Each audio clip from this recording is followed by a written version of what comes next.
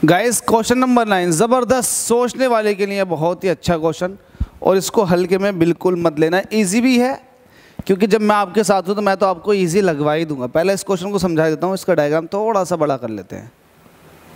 ठीक है, ये ध्यान से देखो, आपके पास ये क्यूब है, इस क्यूब की एक साइड जो दे रखी है वो 10 सेंटीमीटर की दे रखी है। देखो क्वेश्चन में देखो, हमसे कह रखा है कि भाई 20 सेंटीमीटर, 20 सेंटीमीटर जो है इस क्यूब की एक साइड है। बिल्कुल ज़बरदस्त, ये वाली बात समझ में आ गई। हमसे कह रहा है कि एक वायर है जो इस क्यूब के अंदर 2 छेद किए गए, एक छेद ये किया गया है और एक छेद ये किया गया है, इसमें से पास हो रहा है। ठीक है, हो रहा होगा, ज़बरदस्त। अब आपसे ये कह रहा है कि आप एक काम करो, छोटा सा PQ एलिमेंट ले लो इस वायर का, उसकी वजह से मैग्नेटिक फील्ड बताओ A पर, B पर, C पर और D पर। आपने बायो सेवर्ट अच्छे से पढ़ रखा। बायो सेवर्ट में जब आप छोटा सा एलिमेंट लेते हो, लेंथ एलिमेंट भी बोलते हैं, करंट एलिमेंट भी, जो आप इसको छोटे से एलिमेंट को लेते हो तो आप इस छोटे से एलिमेंट से आप क्या क्या देखते हो, जरा देखो। आप देखते क्या हो, लगाओ बायो सेवर्ट। बायो सेवर्ट क्या होता है, B इज इक्वल टू होता है म्यू नॉट, इस तरह से म्यू नॉट अपॉन 4 पाई IDL sine theta upon R square. यही तो होता है। आपको करंट चाहिए, आपको वो लेंथ एलिमेंट चाहिए, साथ में आपको एंगल भी चाहिए। एंगल किस किस के बीच का चाहिए, लेंथ एलिमेंट और वो पॉइंट जहां पर आपको मैग्नेटिक फील्ड चाहिए, उन दोनों के बीच का एंगल चाहिए। बिल्कुल सही है, और डिस्टेंस का स्क्वायर। तो ऐसा हम यहाँ पर करेंगे। हम क्या करेंगे, हम देखेंगे कि कितने इसमें है ना, लेंथ एलिमेंट तो एक ही है, जिन जिन पॉइंटों पर आपसे मैग्नेटिक फील्ड पूछ रहा है उनकी डिस्टेंस कितनी है और उनका एंगल कितना है। यहाँ पर हमसे डायरेक्शन मैग्नेटिक फील्ड की नहीं पूछी गई है, तो ये हमारे लिए प्लस पॉइंट है, हम डायरेक्शन के बारे में सोचेंगे भी नहीं। मुझे एक बात बताओ, ये आपके पास क्यूब है, इस क्यूब के अंदर ध्यान से देखो, ए पॉइंट जो है और ए पॉइंट और बी पॉइंट को देखो, दोनों फेस पर हैं, बिल्कुल फेस पर। एक ऊपर वाले फेस पर है और एक नीचे वाले फेस पर है। वायर निकल के जा रही है बीचों बीच में से, एक ऊपर वाले फेस पर है और एक नीचे वाले फेस पर है। तो इसका मतलब ये हुआ, जो लेंथ एलिमेंट है, इस लेंथ एलिमेंट से इसका एंगल भी 90 डिग्री निकल कर आएगा और इसका एंगल भी 90 डिग्री निकल कर आएगा। तो दोनों का एंगल 90 डिग्री। जितनी डिस्टेंस ये है, ये कितनी होगी, 10 सेंटीमीटर होगी, क्योंकि पूरी 20 है तो आधी 10 सेंटीमीटर, क्योंकि बीच में है ये, तो ऊपर वाला फेस जो होगा वो आधे डिस्टेंस पर होगा, मतलब 10 सेंटीमीटर, और नीचे वाला भी कितने पर होगा, 10 सेंटीमीटर पर। ठीक है, तो 10 सेंटीमीटर ऊपर का हो गया, 10 सेंटीमीटर नीचे का हो गया। अभी तक आपने क्या देखा, आपने देखा कि भाई मुझे एंगल चाहिए और डिस्टेंस चाहिए। तो मुझे एक बात बताओ, डिस्टेंस दोनों की सेम है, एंगल दोनों का सेम है, तो क्या यहाँ पर मैग्नेटिक फील्ड दोनों की वजह से सेम नहीं होगा? मतलब इस वायर की वजह से, वायर के छोटे से एलिमेंट की वजह से इन दोनों पॉइंटों पर मैग्नेटिक फील्ड की वैल्यू सेम निकल कर आएगी, क्योंकि डिस्टेंस भी सेम है और एंगल भी सेम है। तो ये तो आपको पता लग गया, जितना A पर मैग्नेटिक फील्ड होगा उतना B पर भी होगा। सवाल पूछा गया था कि C पर भी बताओगे और D पर भी। आप यहाँ जरा C वाले पॉइंट को देखें, इस एलिमेंट से C पॉइंट जो है उसकी खुद की लाइन में है, मतलब थीटा कितना है, 0 डिग्री है, और जब थीटा 0 डिग्री होता है तो साइन 0 डिग्री की वैल्यू 0 होती है, जिसकी वजह से C पॉइंट पर यहाँ पर किसी भी तरह का कोई मैग्नेटिक फील्ड नहीं होगा। और ये मैंने बात आपको बता भी रखी थी, अगर किसी वायर के आगे या पीछे मैग्नेटिक फील्ड देखना चाहोगे तो 0 निकल कर आएगा। रीज़न मैंने बायो सेवर्ट से भी आपको समझा दिया। तो C पॉइंट का मैग्नेटिक फील्ड 0 होगा। रही बात D पॉइंट की, तो D पॉइंट के लिए ये आपको एंगल भी चाहिए, इस एलिमेंट से ये एंगल भी चाहिए, ये 45 डिग्री होगा, क्योंकि जब पूरा 90 डिग्री है तो ये 45 डिग्री होगा। एंगल चाहिए, एंगल के साथ साथ आपको ये डिस्टेंस भी चाहिए। अब ये डिस्टेंस कैसे निकालेंगे, ये आपको पता 10 सेंटीमीटर है, ये भी 10 सेंटीमीटर है, तो हम पाइथागोरस लगा के tan√2 इसको निकाल देंगे, क्योंकि आपको पता है जब ये 10 सेंटीमीटर है, ये भी सेम है, ये भी सेम है, तो डायगोनल हमेशा tan√2 निकल कर आता है, मतलब a√2। वरना आप यहाँ पर पाइथागोरस सॉल्व करके निकाल सकते हैं। 10 ये है, 10 ये है, तो स्क्वायर रूट 10 का स्क्वायर प्लस 10 का स्क्वायर, तो ये होगा आपके पास 2 × 10 का स्क्वायर रूट के अंदर, जिसको आप बाहर कह सकते हो √2 × 10 या फिर tan√2 इस तरह से। खैर ये तो हमारी ऑक्सिलरी बात है। जरा क्वेश्चन का सॉल्यूशन करते हैं। अब करें, बिल्कुल करते हैं। इसको छोटा कर लो अब, ठीक है। इस क्वेश्चन का सॉल्यूशन करते हैं। पूरा क्वेश्चन ये आ गया इस तरह से। हमसे कह रहा है कि आपको ए पर बताना है, बी पर बताना, सी पर बताना है और डी पर बताना। तो आप लिखेंगे सॉल्यूशन में, कहेंगे हेयर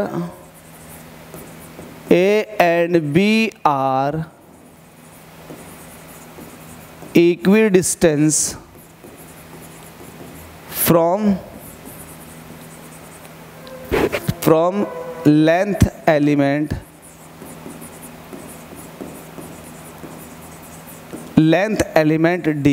DL से जो है वो इक्वल डिस्टेंस पर है and theta is equal to 90 degree है। दोनों के लिए थीटा कितना है 90 डिग्री, इसके लिए भी 90 डिग्री है, इसके लिए भी 90 डिग्री है।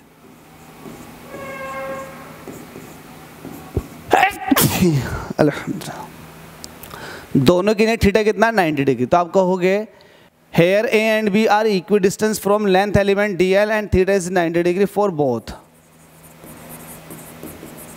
ऑफ दैम, दोनों के लिए। ठीक है भाई, आगे देखो। सो जो मैग्नेटिक फील्ड ए का होगा वो मैग्नेटिक फील्ड बी का भी होगा, और वो होगा कितना, μ0/4π IDL sin 90 अपॉन डिस्टेंस का स्क्वायर। सॉल्व कर लेते हैं, वैल्यू कितनी आ रही है। μ0/4π की वैल्यू होती है 10⁻⁻⁷। करंट कितने एम्पियर जा रहा है इसके अंदर, हमसे क्वेश्चन में कह रखा है कि 200 एम्पियर करंट जा रही है। करंट कितने एम्पियर है भाई, 200 एम्पियर करंट की वैल्यू है। तो यहाँ पर करंट की वैल्यू 200 एम्पियर रख दे। DL जो लेंथ एलिमेंट है, इस लेंथ एलिमेंट की आपको लंबाई दे रखी है 1 सेंटीमीटर। तो आप लिखेंगे 1 सेंटीमीटर को मीटर में कन्वर्ट करने के 10⁻⁻²। sin 90 की वैल्यू 1 होती है।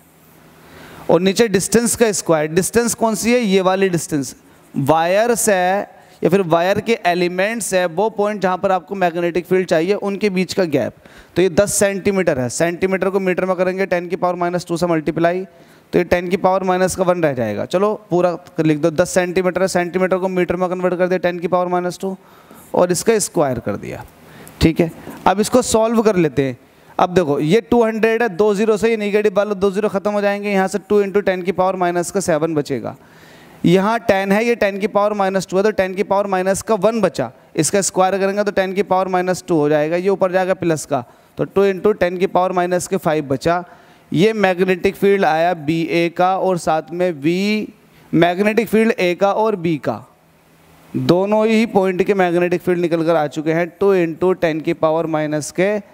10⁻⁵ टेस्ला।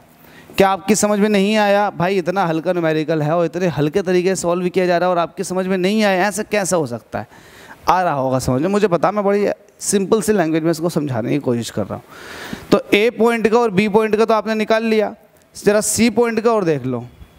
C पॉइंट का 4C पॉइंट के लिए C पॉइंट देखोगे इस एलिमेंट की लीनियर डायरेक्शन में है, मतलब इसमें थीटा कितना है, थीटा कितना है 0 डिग्री। और जब थीटा 0 डिग्री होगा तो साइन 0 डिग्री की वैल्यू कितनी होगी 0। और आपको पता है जब आप मैग्नेटिक फील्ड का फॉर्मूला लगाते हैं तो कहीं ना कहीं साइन थीटा आता है, अब वही 0 हो जाएगा तो वो सबको 0 कर देगा। ठीक है, तो यहाँ पर आप कहेंगे, क्या कहेंगे, B magnetic field C point पर वो कितना हो जाएगा 0 टेस्ला। ये तो बड़ा सिंपल था, बड़ा आसान था, ये आपने बता दिया। तो A का बता दिया, B का बता दिया और C का बता दिया। अब बात आती है D की। तो D के लिए जरा नेक्स्ट स्लाइड ले लेते हैं, उस पर ही सॉल्व करते हैं। D का सॉल्व करते हैं D के लिए। देखो भाई कैसे सॉल्व करेंगे D के लिए। D के लिए आपको जरा ज्योमेट्री की रिक्वायरमेंट पड़ेगी। कैसे, आपके लिए D पॉइंट जो है वो ये है, लेंथ एलिमेंट ये है, तो इसे ऐसे मिलाएंगे। तो पहली बात तो एंगल देखेंगे, एंगल कितना 45 डिग्री। तो आप लिखेंगे 4D, D के लिए जो एंगल है वो है 45 डिग्री। डिस्टेंस की बात करो, दूसरा डिस्टेंस यहाँ से यहाँ तक की डिस्टेंस, तो डिस्टेंस जो होगी वो पाइथागोरस से निकलेगी। ये आपके पास 10 सेंटीमीटर है, ये आपके पास 10 सेंटीमीटर है। तो आप कहोगे डिस्टेंस जो हो जाएगी वो स्क्वायर रूट 10 का स्क्वायर, क्योंकि हाइपोटेनियस है, और 10 का स्क्वायर, मतलब डिस्टेंस जो हुई आपके पास वो ये हुई R। R कैसे निकलेगी, स्क्वायर रूट 10 का स्क्वायर प्लस 10 का स्क्वायर। तो इसको आप कह सकते हो स्क्वायर रूट 2 × 10 का स्क्वायर।